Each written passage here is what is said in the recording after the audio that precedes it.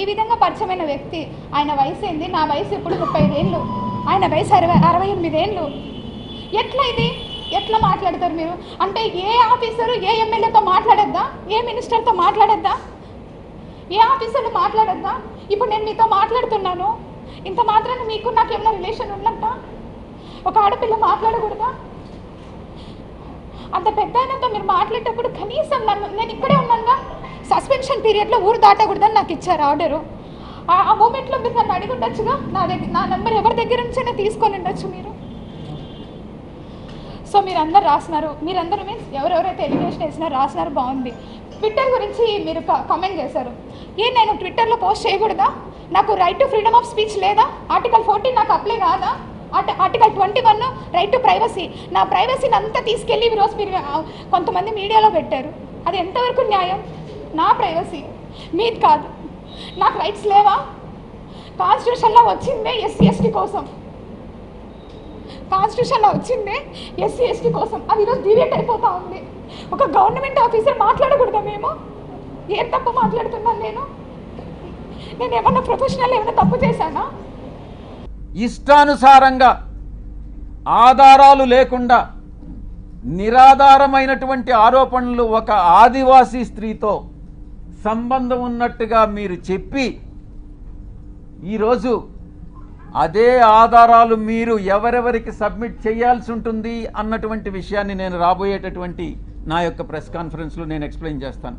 ఈ కుట్ర కుతంత్రాల వెనక ఎవరున్నారు అనే విషయాన్ని నేను ప్రశ్నిస్తా ఉన్నా. నాకు వ్యతిరేకంగా అనైతికంగా ప్రవర్తించినటువంటి వాడు వంశీకృష్ణ, 2 రాధాకృష్ణ, 3 బిఆర్ నాయుడు, 4 వెంకటకృష్ణ, 5 సాంబడు. నేను చెప్తా ఉన్నా, తప్పకుండా మీ అందరూ కూడా చట్టానికి లోబడి మీ అందరి మీద చర్యలు తీసుకోవడం జరుగుతుంది. ప్రతిపక్షంలో ఉన్నాడు వీడు విజయసాయిరెడ్డి, ఏం చేస్తాడు లేనని మీరు తేలిగ్గా తీసుకోవచ్చు. వీడు చేసినటువంటి అన్యాయానికి, అన్యాయమైనటువంటి నిరాధారమైనటువంటి ఆరోపణలకి 2 ఎడిటర్స్ గిల్డ్ ఆఫ్ ఇండియాకి కంప్లైంట్ చేస్తా, 3 ప్రెస్ కౌన్సిల్ ఆఫ్ ఇండియాకి కంప్లైంట్ చేస్తా, నేషనల్ ఉమెన్ కమిషన్కి కంప్లైంట్ చేయిస్తా, నేషనల్ ట్రైబల్ కమిషన్కి కంప్లైంట్ చేయిస్తా, నేషనల్ హ్యూమన్ రైట్స్ కమిషన్కి కంప్లైంట్ చేయిస్తా, ఆంధ్రప్రదేశ్ ఎస్టీ కమిషన్కి కంప్లైంట్ చేయిస్తా, డిఫమేషన్ కేసు ఫైల్ చేస్తా, నేనే చేస్తా. నీకు ఎలా కన్సీవ్ అయ్యావు నువ్వు అని she shouted at me, how dare you to ask me. నువ్వు ఒక భర్తవి భార్యని ఇట్లా అడుగుతావా? నువ్వు ఇంత ధైర్యం నీకు? ఇంత అనుమాన పక్షివి నువ్వు? భర్తను అలా అడగొచ్చా? భార్యను అలా అడగొచ్చా భర్తగా?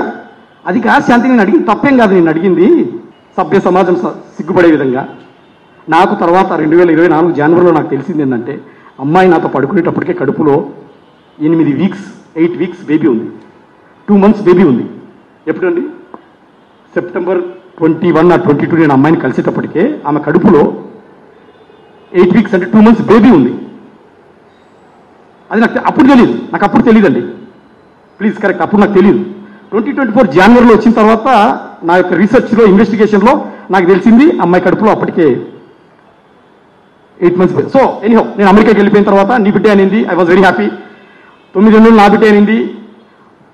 ప్రీ డెలివరీ 3 months లీవ్ తీసుకుని వైజాగ్ వెళ్ళింది. వైజాగ్లో డాక్టర్ శ్రీదేవి గారి ఇంట్లో పెంట్ హౌస్ తీసుకుంది, ట్రీట్మెంట్ అవుతా ఉంది. డాక్టర్ శ్రీదేవి గారు కూడా ఫ్యామిలీ ఫ్రెండ్ నాకు, వాళ్ళకు ఒక కూతురు. నేను భర్త అని తెలుసు అమ్మాయికి. Doctor please underline this, doctor Sridevi గారికి నేను తన భర్త అని తెలుసు. డాక్టర్ శ్రీదేవి గారికి తను కేజీహెచ్ హాస్పిటల్లో గైనిక్ డిపార్ట్మెంట్కి head, gynaecological, I don't know exactly, but mostly she head of the department. తనకు తెలుసు నేను భర్తనని, ఎందుకంటే తను వైజాగ్లో 3-4 ఏళ్ళు అప్పటికే 20-21 తిరిగాం కదా. తన నేనే భర్తని తెలుసు డాక్టర్ శ్రీదేవి గారికి. సో ఫ్యామిలీ ఫ్రెండ్స్ని తను కూడా హెల్ప్ చేసింది. ఆమె డాక్టర్ గారు శ్రీదేవి గారు నాకు రెగ్యులర్గా ఫోన్ చేసి చెప్పేవాళ్ళు, mother the good news is నా వైఫ్ ముందుగానే కనుక్కుంది ఆ బేబీ మేలా ఫీమేలా అని. I know it is wrong, but she did, ఎందుకంటే ఇద్దరు ఆడపిల్లలు బాబు గారు. ఎనీహౌ బాబు అని చెప్పింది. I was very happy. Madam doctor గారు కూడా నాకు రెగ్యులర్గా చెప్పేవాళ్ళు బాగున్నాడని. డెలివరీ అయింది ఏప్రిల్ 15వ తారీఖు 2023. నేను వచ్చింది సెప్టెంబర్ 19 సార్. నేను వచ్చింది సెప్టెంబర్ 19, అమ్మాయి డెలివరీ అయింది April 15, 2023. Even it is not complete 7 months. Sir నేను ఆ 2023 జనవరికి వెళ్ళిపోయాను, అమెరికాలో ఉన్నాను. ఈమె ఏప్రిల్ 15వ తారీఖు బేబీకి జన్మనిచ్చింది. బేబీ జన్మనిచ్చిన తర్వాత 1 week వస్తానన్ను, రావద్దనింది. ఎలాగో నువ్వు డిసెంబర్లో పర్మనెంట్గా వస్తావా అని సరే అన్నాను. ఇది సార్ జరిగింది. సో నేను డిసెంబర్లో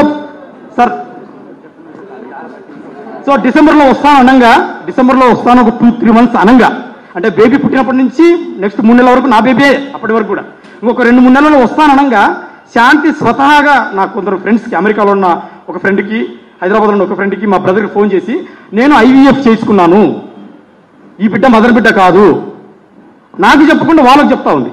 వాళ్ళు నాకు ఫోన్ చేసి మీ ఇట్లా మిస్సెస్ ఐవీఎఫ్ చేసుకుందని చెప్తా ఉంది. నేను శాంతికి ఫోన్ చేసి ఏంటి శాంతి నువ్వు ఐవీఎఫ్ చేసుకున్నావు అంటే ఏంటి అంత అవసరం, ఐ ఇంపార్టెంట్ కాదు అని నేను చెప్పాను. లేదు నువ్వు అంటే నాకు ఇష్టం లేదు, నీ ఇంటి పేరు మీద ఉండడం ఇష్టం లేదు, నాకు 2 ఆడపిల్లలు ఉన్నారు, మళ్ళీ 2 ఆడపిల్లలు నా ఇంటి పేరు మీద ఉండవాళ్ళే. సరే ఎన్హో ఐవీఎఫ్ చేసుకున్నా బాగానే ఉంది. నేను డిసెంబర్లో ల్యాండ్ అవుతున్నాను. వచ్చేటప్పటికి ఐవీఎఫ్ డాక్యుమెంట్స్ తీసిపెట్టు. డాక్యుమెంట్స్ చూసిన తర్వాత ఇప్పుడు టేక్ ఎ డెసిషన్. ఐవీఎఫ్ అంటే ఏంటండి? ఒక అన్నోన్ డోనర్, భర్త లేకుండా భారతదేశం ఇంత పవిత్రమైన సంప్రదాయమైన దేశంలో ఐవీఎఫ్ చేస్తారు ఎవరన్నా? Is it possible in India without the husbands presence? ఆ 2024 జనవరి వస్తాను ఐవీఎఫ్ డాక్యుమెంట్స్ చూపించంటే అమ్మాయి ఐవీఎఫ్ డాక్యుమెంట్స్ లేవు, ఇది నేను ఐవీఎఫ్ డాక్యుమెంట్లో నీకు తండ్రి ఇవన్నీ పేర్లు చెప్పరు, తెలియకుండా చేసుకున్నాను అని. సరేనమ్మా, తెలియకుండా చేపించుకుంటే నాకు హాస్పిటల్ చూపించాను. లేదా హాస్పిటల్ కూడా చూపించాము, నేను తెలియకుండా చేసుకున్నాను అని.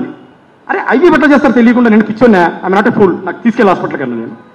అంటే లేదు హై ప్రొఫైల్ వ్యక్తులతోటి నేను ఐవీఎఫ్ చేసుకున్నాను అని.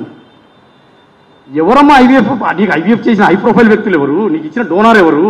అసలు ఆ డోనార్కి ఎంత ధైర్యం, చేసి హాస్పిటల్కి ఎంత ధైర్యం అని నేను క్వశ్చన్ చేశాను.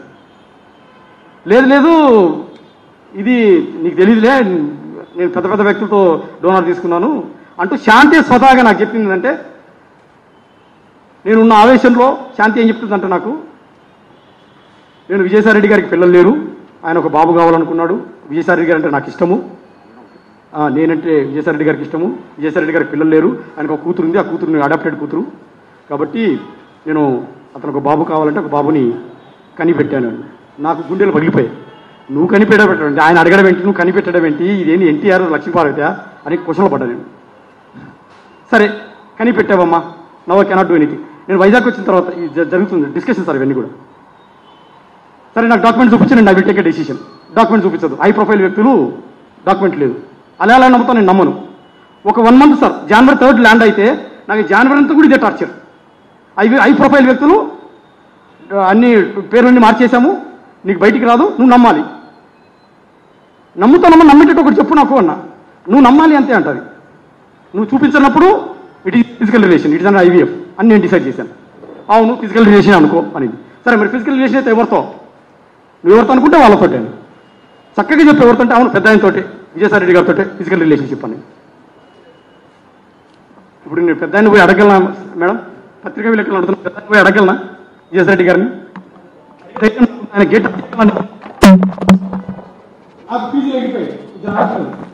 సార్ నేను ప్రధానంగా చెప్తున్నాను. నేను జనవరి ల్యాండ్ అయినప్పుడు హాస్పిటల్కి వెళ్ళాను, ఐవీఎఫ్ అని చెప్తే, సారీ హోటల్కి వెళ్ళాను.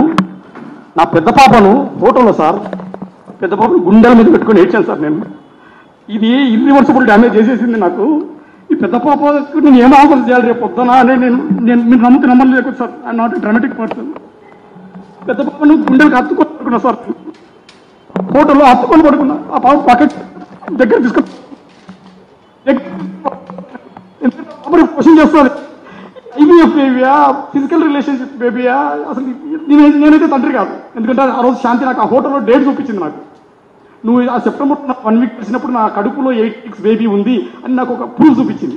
ఎత్తుకున్న బేబీని దించాను సార్ నేను. ఆ రోజు దించేసి నా బేబీ కాదని కన్ఫర్మ్ అయింది. ఐవీఎఫ్ అయితే ఐవీఎఫ్ చూపించు, ఎవరైతే తండ్రి ఎవరు చూపించు. నాకు అక్కడి నుంచి స్టార్ట్ అయింది సార్. జనవరి ఆ మిడిల్ నుంచి స్టార్ట్ అయింది సార్. చూపించట్లేదు, నాకు చూపించదు. నా పరిస్థితి చాలా దారుణం ఉంది సార్. ఆ రోజు ఒకసారి ఆలోచించింది సార్, 2 ఆడపిల్లలు, ఐవీఎఫ్ అంటుంది, డాక్యుమెంట్ చూపించదు, తండ్రి ఎవరో తెలియదు. ఏమంటే విజయసాయిరెడ్డి సార్ పేరు చెప్తుంది. పోనీ విజయసాయిరెడ్డి వెళ్ళి అడగలేను కదా, మీరేనా తండ్రి అని ఎట్లా అడుగుతాను? నేను అడగలేని పరిస్థితి.